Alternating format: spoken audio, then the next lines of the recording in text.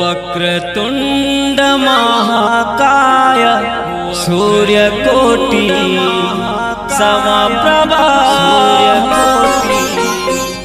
निर्विघ्नं कुरु मे देव सर्वकार्येषु सर्वदा।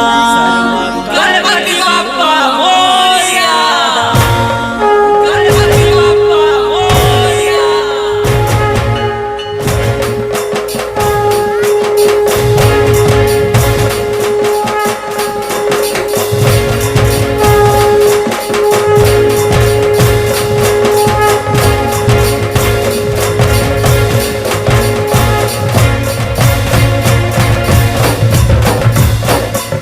ओम गंगणपते नमः, ओम गंगणपते नमः, ओम गंगणपते नमः, ओम गंगणपते नमः, ओम गंगणपते नमः।